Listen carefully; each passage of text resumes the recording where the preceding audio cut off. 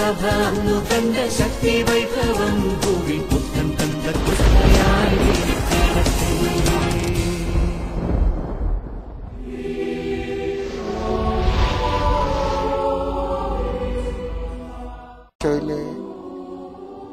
എനിക്കേറെ വാത്സല്യമുള്ള എൻ്റെ സഹോദരി സഹോദരങ്ങളെ, നിങ്ങൾ ഓർത്തിരിക്കാൻ ആഗ്രഹിക്കുന്ന ഒരു തിരുവചനം നിങ്ങളുടെ ശ്രദ്ധയിലെ കൊണ്ടുവരണമെന്ന് എനിക്ക് ആഗ്രഹമുണ്ട്.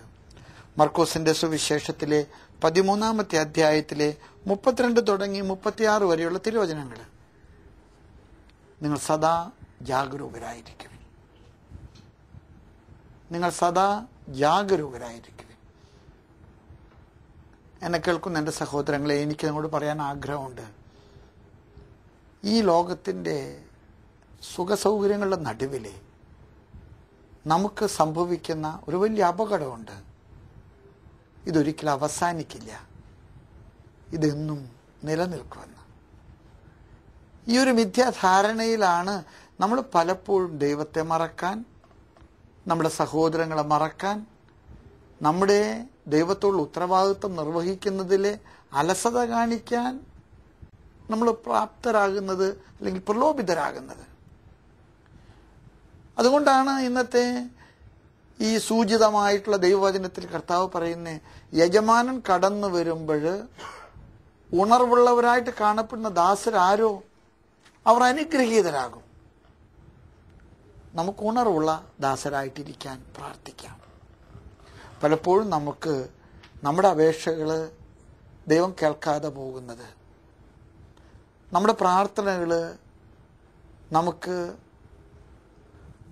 സംലപ്തമാകാതെ പോകുന്നത് ഉണർവിൻ്റെ വരമില്ലാത്തത് കൊണ്ടാണ്.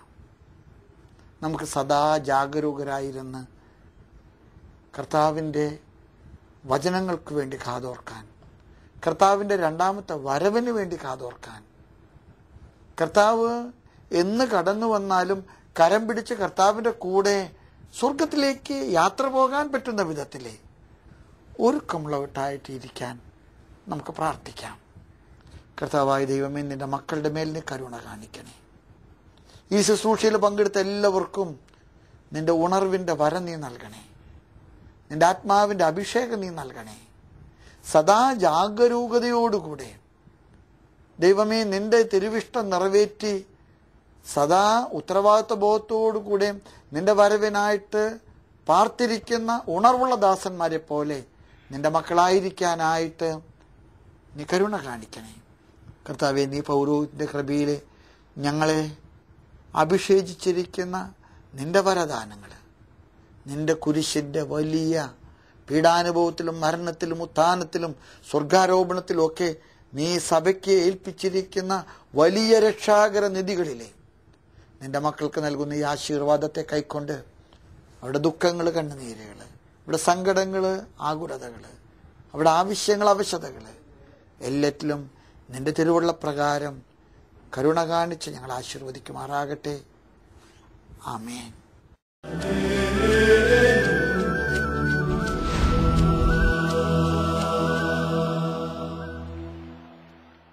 സ്നേഹമുള്ളവരെ, ഒരു പുതിയ പെന്തക്കോസ്തായ അനുഭവത്തിനു വേണ്ടി നമ്മൾ ദാഹിക്കുകയാണ്. റോമാക്കാർക്കുള്ള ലേഖനം 5-ാം അധ്യായം 5-ാം തിരുവചനത്തിൽ കർത്താവിന്റെ വചനം നമുക്ക് വെളിപ്പെടുത്തി തരുന്നു. നമുക്ക് നൽകപ്പെട്ടിരിക്കുന്ന പരിശുദ്ധാത്മാവിലൂടെ ദൈവത്തിന്റെ സ്നേഹം നമ്മുടെ ഹൃദയങ്ങളിലേക്ക് ചൊരിയപ്പെട്ടിരിക്കുന്നു. ഇന്ന് ആ ദൈവസ്നേഹത്തിന്റെ ആഴങ്ങൾ അനുഭവിക്കാൻ തിരുവചനത്തിലൂടെ നമ്മൾ ശ്രമിക്കുകയാണ്. കർത്താവിന്റെ വചനത്തിന്റെ ഉൾപ്പൊരുളുകളിലേക്ക് നമ്മെ നയിക്കുന്നതിന് പരിശുദ്ധാത്മാവിനോട് നമുക്ക് പ്രാർത്ഥിക്കാം. സ്നേഹന്മാരിൽ നിറഞ്ഞപ്പോ ശക്തിയേകി നയിക്കണേ. സ്നേഹന്മാരിൽ നിറഞ്ഞപ്പോ ശക്തിയേകി നയിക്കണേ. കർത്താവായ ഈശോയെ, അങ്ങ് അപ്പസ്തോലന്മാരുടെ മേൽ വർഷിച്ച പരിശുദ്ധാത്മാവാകുന്ന അഗ്നി ഞങ്ങളുടെ ഹൃദയത്തിൽ അങ്ങ് വർഷിക്കണമേ. ഞങ്ങളിൽ വസിക്കുന്ന പരിശുദ്ധാത്മാവ് ഞങ്ങളിൽ കത്തിജ്വലിക്കട്ടെ. കർത്താവെ, ഞങ്ങൾക്ക് നൽകപ്പെട്ടിരിക്കുന്ന പരിശുദ്ധാത്മാവിലൂടെ ദൈവത്തിന്റെ സ്നേഹം ഞങ്ങളുടെ ഹൃദയത്തിലേക്ക് ചൊരിയപ്പെട്ടിരിക്കുന്നുവെന്ന് ഞങ്ങൾ വിശ്വസിക്കുന്നു. ആ സ്നേഹത്തിന്റെ ആഴവും നീളവും ഉയരവും ഘനവും മനസ്സിലാക്കാൻ, ആ ദൈവസ്നേഹം അവോളം ആസ്വദിക്കാൻ കർത്താവെ ഞങ്ങൾ കൃപ നൽകണമേ. യേശുവേ നന്ദി, യേശുവേ മഹത്വം, യേശുവേ ആരാധന. ഹല്ലേലൂയ. സ്നേഹമുള്ളവരെ, 32-ാം സങ്കീർത്തനം 10-ാം തിരുവചനത്തിൽ ഇപ്രകാരം പറയുന്നു: കർത്താവിൽ ആശ്രയം വെക്കുന്നവനെ അവിടുത്തെ സ്നേഹം വലയം ചെയ്യും. ദൈവത്തിൽ ആശ്രയം വെക്കുന്നവനെ ദൈവത്തിന്റെ സ്നേഹം കൊണ്ട് അവിടുന്ന് വലയം ചെയ്യും. ദൈവത്തിന്റെ സ്നേഹത്തിന്റെ വലയത്തിലായിരിക്കുന്ന ഒരു വ്യക്തിക്ക് മറ്റൊന്നിനെയും ഭയപ്പെടേണ്ടതില്ല. ഒരു ശക്തിക്കും ആ വ്യക്തിയെ കീഴ്പ്പെടുത്താനാവില്ല. ദൈവത്തിന്റെ സ്നേഹത്തിന്റെ വലയത്തിലാവുക എന്ന് പറയുന്നത് എത്രയോ സൗഭാഗ്യകരമായ അനുഭവമാണ്. നമ്മളെല്ലാവരും വൈവിധ്യമാർന്ന ഭാരങ്ങൾ പേറുന്നവരാണ്.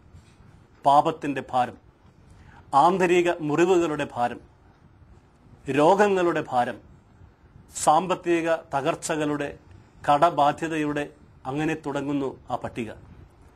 നിരവധിയായ ഭാരങ്ങൾ ചുമക്കുന്ന നമുക്ക് പലവിധത്തിലുള്ള തിന്മയുടെ ശക്തികൾ ആക്രമിക്കുന്ന നമ്മുടെ ജീവിതത്തിന് ഏറ്റവും വലിയ സുരക്ഷിത സങ്കേതം ദൈവത്തിന്റെ സ്നേഹമാണ്.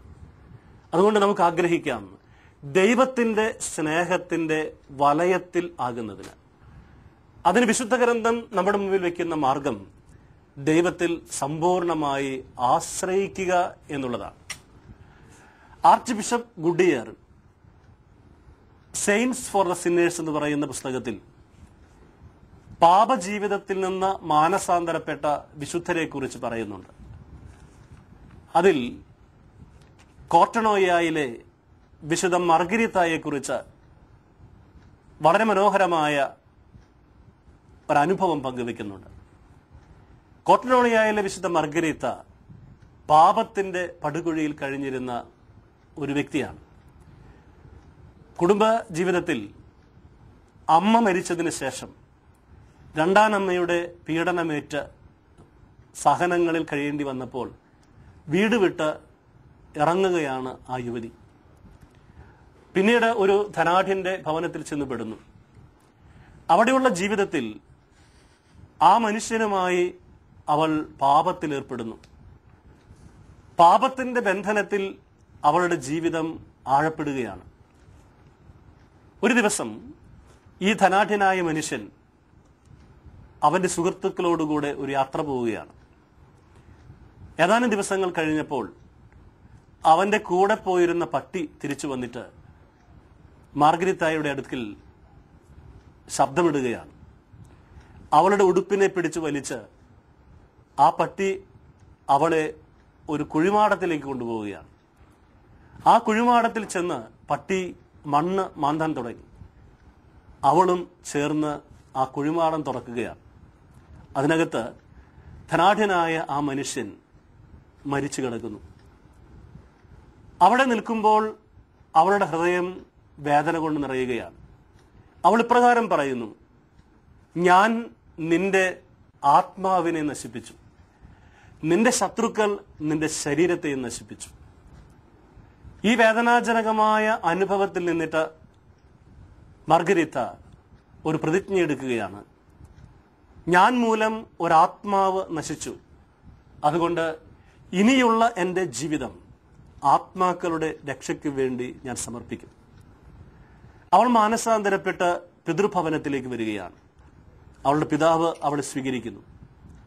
എന്നാൽ ഒരു ദിവസം ദേവാലയത്തിൽ വിശുദ്ധ ബലിയുടെ മധ്യത്തിൽ അവളുടെ അനുതാപത്തിന്റെ ആഴത്തിൽ തന്റെ പാപങ്ങളെ പരസ്യമായി പ്രഖ്യാപിക്കാൻ അവൾക്ക് തോന്നുകയാണ്.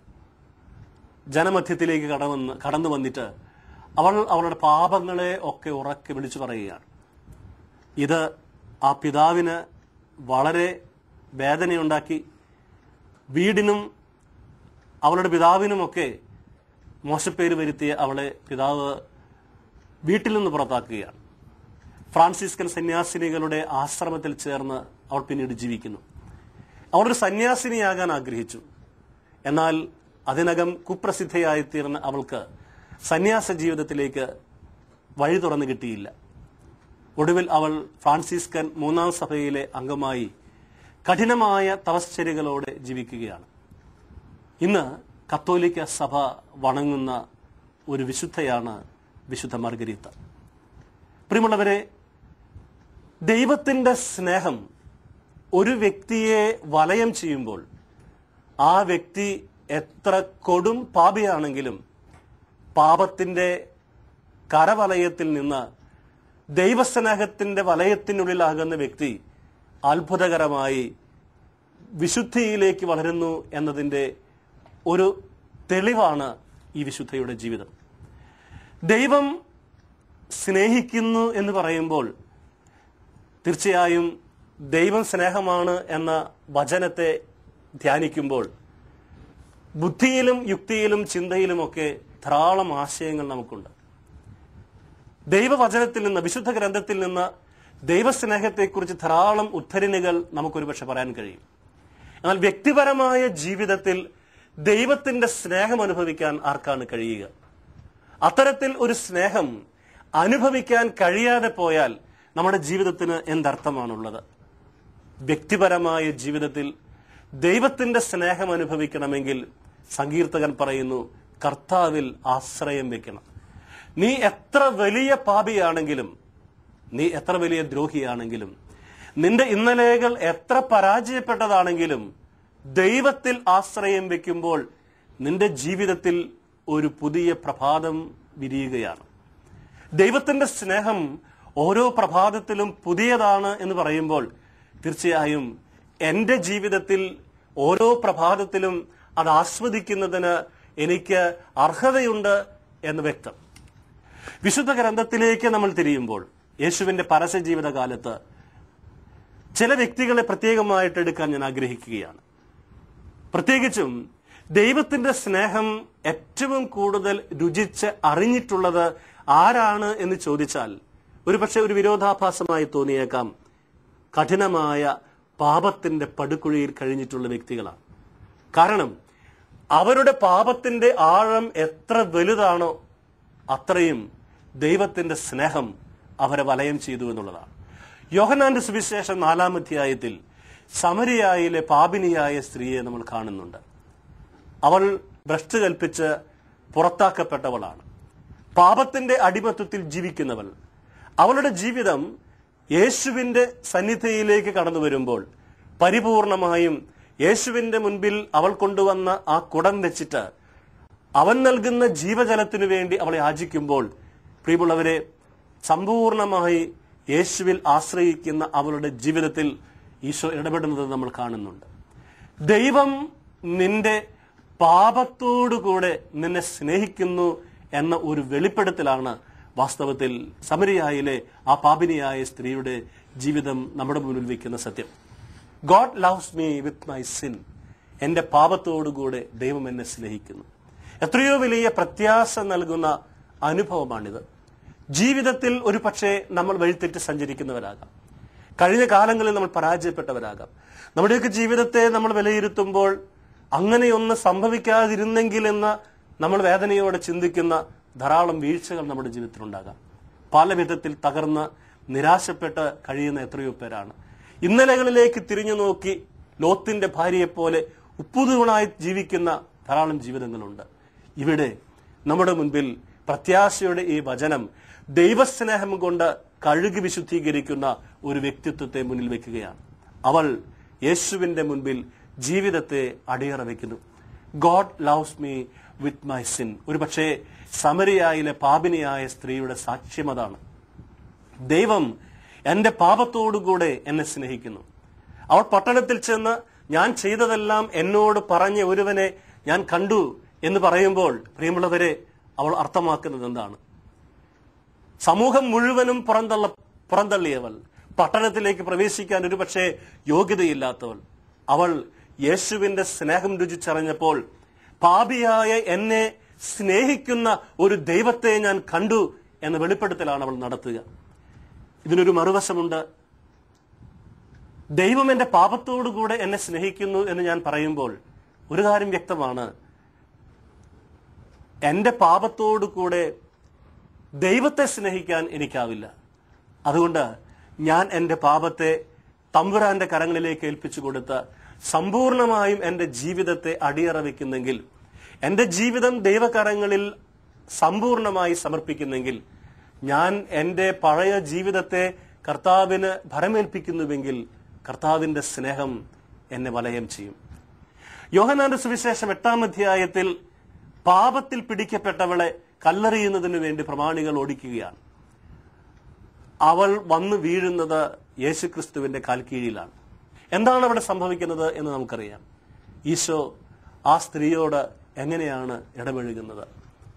സത്യമാണ്, നിയമം അനുസരിച്ച് അവളെ കല്ലെറിയേണ്ടതാണ്. എന്നാൽ പാപം ചെയ്യാത്തവർ കല്ലെറിയട്ടെ എന്ന് പറയുമ്പോൾ ഈശോയ്ക്കൊരു പക്ഷേ അവളെ കല്ലെറിയാം. പക്ഷെ എങ്ങനെയാണ് ഈശോ അവളെ സമീപിക്കുന്നത്? അവളിലെ പാപത്തെ ഒരിക്കലും ഈശോ പ്രോത്സാഹിപ്പിച്ചിട്ടില്ല. ആ പാപത്തെ ഈശോ തീർച്ചയായിട്ടും വെറുക്കുന്നുണ്ട്. എന്നാൽ അവളെ ഇരു കരങ്ങളും നീട്ടി സ്വീകരിച്ച മകളെ സമാധാനത്തോടെ പോവുക എന്ന് പറയുമ്പോൾ കർത്താവിൽ ആശ്രയം വെച്ച ഒരു ജീവിതം സ്നേഹം കൊണ്ട് വലയം ചെയ്യപ്പെടുന്ന അനുഭവമാണ് നമ്മൾ കാണുക. പ്രിയമുള്ളവരെ, ചുറ്റുപാടും നമുക്ക് ധാരാളം ശത്രുക്കളുണ്ടാകാം. നമ്മൾ ചെയ്ത അപരാധങ്ങളെ പ്രതി കല്ലുകളെടുത്ത് നമ്മെ എറിയുന്നതിനായി ഓടി വരുന്ന ഒരു ജനസമൂഹം നമുക്ക് ചുറ്റുമുണ്ടാകാം. പരാജയപ്പെട്ടവരായിരിക്കാം നമ്മൾ. പക്ഷെ ഓർക്കുക, യേശുവിൽ ആശ്രയം വെക്കുമ്പോൾ ദൈവത്തിന്റെ സ്നേഹം നിന്നെ വലയം ചെയ്യും. യോഹന്നാന്റെ സുവിശേഷം 21-ാം അധ്യായത്തിൽ തിബേരിയൂസ് തീരത്ത് നമ്മൾ കാണുന്ന പത്രോസ് യേശുവിനെ തള്ളിപ്പറഞ്ഞവനാണ്. യേശുവിനെ തള്ളിപ്പറഞ്ഞ പത്രോസിനെ കുറിച്ച് സുവിശേഷകൻ രേഖപ്പെടുത്തുന്നുണ്ട്, അവൻ മനം നൊന്ത് കരഞ്ഞു. അവൻ മനം നൊന്ത് കരഞ്ഞു എന്ന് പറഞ്ഞാൽ അതിനർത്ഥം എന്താണ്? അവൻ സമ്പൂർണമായും യേശുക്രിസ്തുവിനെ തള്ളിപ്പറഞ്ഞതിനെ പ്രതി മനസ്തപിച്ച് അനുതപിച്ച് കണ്ണുനീരൊഴുക്കി എന്നാണ്. എന്ന് പറഞ്ഞാൽ അവൻ യേശുവിൽ വിശ്വസിക്കുകയും യേശുവിൽ ആശ്രയം വെക്കുകയും ചെയ്തു എന്ന് തന്നെയാണ് അർത്ഥം. പിന്നീട് നമ്മൾ എന്താണ് കാണുന്നത്? യോഹന്നാന്റെ സുവിശേഷം 21-ാം അധ്യായത്തിൽ പത്രോസിന്റെ പരാജയത്തെ വിസ്മരിച്ചുകൊണ്ട് ഈശോ പത്രോസിനോട് ചോദിക്കുന്നില്ലേ, ഇവരെക്കാൾ അധികമായി നീ എന്നെ സ്നേഹിക്കുന്നുവോ? ഇവരെക്കാൾ അധികമായി നീ എന്നെ സ്നേഹിക്കുന്നുവോ? ഒരു പക്ഷേ ആ നിമിഷത്തെ ഒന്ന് ധ്യാനിക്കുക. എന്തായിരുന്നിരിക്കാം ഒരു പക്ഷേ പത്രോസിനോട് ഈശോ ചോദിക്കേണ്ടിയിരുന്നത്? പത്രോസിന്റെ മനസ്സിൽ ഒരാകുലതയുണ്ട്, ഒരു ഉത്കണ്ഠയുണ്ട്. ഒരു തൂപ്പുകാരി പെണ്ണിനോട് ഈശോയെ തള്ളിപ്പറഞ്ഞവൻ ഇപ്പോൾ ഈശോയുടെ മുമ്പിൽ നിൽക്കുകയാണ്. തീർച്ചയായും അവൻ ചോദ്യം ചെയ്യപ്പെടും. എന്തുകൊണ്ട് അങ്ങനെ ചെയ്തു എന്ന് നമ്മളൊക്കെ ഒരു പക്ഷെ ചോദിച്ചേക്കാം. പക്ഷെ അങ്ങനെയൊന്നും സംഭവിച്ചിട്ടേ ഇല്ല എന്ന രീതിയിൽ പത്രോസിനെ ഈശോ അഭിമുഖീകരിക്കുകയാണ്. മനം നൊന്ത് കരഞ്ഞ് തമ്പുരാനിൽ ആശ്രയം വെച്ചവനെ സ്നേഹം കൊണ്ട് വലയം ചെയ്യുകയാണ്. സുവിശേഷങ്ങളിലെ സുവിശേഷമെന്ന് വിശേഷിപ്പിക്കപ്പെടുന്ന ലൂക്കായുടെ സുവിശേഷം 15-ാം അധ്യായത്തിൽ ധൂർത്തപുത്രന്റെ കഥ പറയുമ്പോൾ അക്ഷരാർത്ഥത്തിൽ പിതാവിനെ ധിക്കരിച്ചു പോയ മകൻ തിരിച്ചു വരുമ്പോൾ അവൻ അനുതപിച്ച് ആ പിതാവിൽ ആശ്രയം വെക്കാനായി ഓടി വരുമ്പോൾ ആ പിതാവിന്റെ കരവലയത്തിൽ അമർന്ന് സ്നേഹം ആസ്വദിക്കുന്ന ഒരു മകന്റെ ചിത്രം ഈശോ അവിടെ രേഖപ്പെടുത്തുന്നുണ്ട്. പ്രിയമുള്ളവരെ, ദൈവത്തിൽ ആശ്രയം വെക്കുന്നവനെ സ്നേഹം വലയം ചെയ്യുന്നു. ദൈവത്തിന്റെ സ്നേഹം വലയം ചെയ്യുന്നു. ഈ കാലഘട്ടത്തിൽ മനുഷ്യൻ ഇന്ന് വളരെയേറെ ശൂന്യതയെ, ഒറ്റപ്പെടലിനെയൊക്കെ നേരിടുന്ന കാലഘട്ടമാണ്. ജീവിതത്തിന്റെ ഏകാന്തതയും ഒറ്റപ്പെടലും മൂലം ജീവിതം അവസാനിപ്പിക്കുന്നവർ, ഒരുപക്ഷെ ജീവിതത്തിന്റെ ശൂന്യത പല ആസക്തികളിലേക്കും മനുഷ്യനെ തള്ളിക്കൊണ്ടുപോകുന്നു. അടിമത്തങ്ങളിൽ കഴിയുന്ന മനുഷ്യൻ ഇന്ന് മോചനത്തിനു വേണ്ടി ആഗ്രഹിക്കുമ്പോൾ പ്രത്യാശയുടെ ഒരു സന്ദേശമാണ് കർത്താവിന്റെ വചനം നമ്മുടെ മുമ്പിൽ വെക്കുക.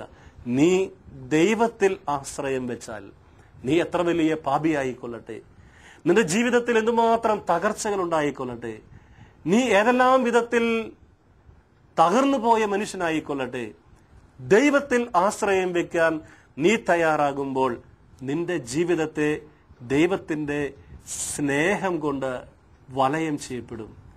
ദൈവത്തിന്റെ സ്നേഹത്തിന്റെ വലയത്തിനുള്ളിലാവുക എന്ന് പറഞ്ഞാൽ ആ വ്യക്തിയെ കീഴ്പ്പെടുത്താൻ ഒരു പിശാചിനും ആവില്ല. ദൈവത്തിന്റെ സ്നേഹത്തിന്റെ വലയത്തിലാവുക എന്ന് പറഞ്ഞാൽ ആ വ്യക്തിയുടെ ജീവിതത്തിൽ നിരാശയില്ല.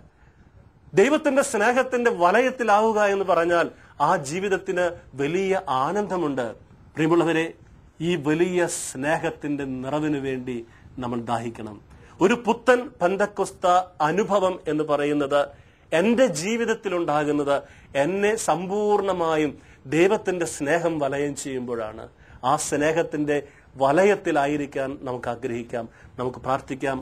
കർത്താവേ, അങ്ങയുടെ അനന്തമായ സ്നേഹത്തിന്റെ നിറവ് ആസ്വദിക്കാൻ ഞങ്ങൾക്ക് കൃപ നൽകണമേ. പരിശുദ്ധാത്മാവ് ഞങ്ങളുടെ ഹൃദയത്തിലേക്ക് ചൊരിയുന്ന ആ വലിയ സ്നേഹത്തിന്റെ നിറവിൽ സ്നേഹത്തിന്റെ, സന്തോഷത്തിന്റെ, സമാധാനത്തിന്റെ, ക്ഷമയുടെ, ദയയുടെ, നന്മയുടെ, ആത്മസംയമനത്തിന്റെ, സൗമ്യതയുടെ, വിശ്വസ്തതയുടെ ഫലങ്ങൾ പുറപ്പെടുത്താൻ ഞങ്ങൾക്ക് കൃപ നൽകണമേ. ആമേൻ.